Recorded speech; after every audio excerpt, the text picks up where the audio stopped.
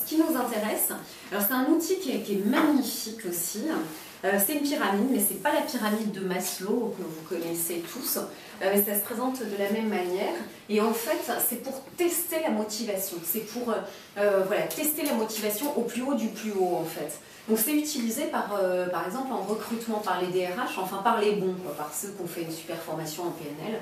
Mais donc c'est un outil comme Score, c'est un outil complémentaire pour aller plus loin dans la réflexion et dans la réalisation de l'objectif, qui peut être un objectif de guérison hein, quand les gens sont malades.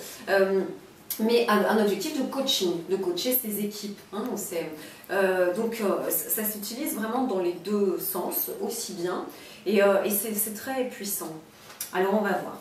Donc on part, il y a un truc très important, c'est évidemment il faut l'objectif. Donc ça, vous allez le faire, on va continuer comme ce matin. Donc on va faire les mêmes binômes. Alors je vous fais souvent changer, mais pour celui-là, pour ça c'est la suite. Donc celui-là, je veux que vous gardiez les mêmes binômes.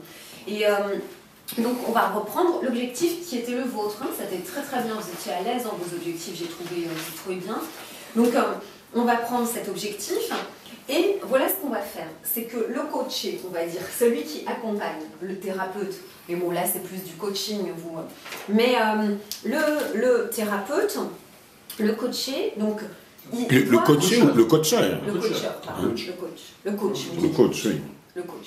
Il va parler de l'objectif. L'objectif réalisé. J'ouvre mon cabinet, je ne sais plus si vous l'avez reformulé, enfin, je suis guérie, je lâche prise dans mon corps, dans la vie. Je mange des fruits devant la télé. Je mange des fruits devant la télé, je mange sainement, je mange équilibré, je ne me rappelle plus, enfin. Tu vas faire des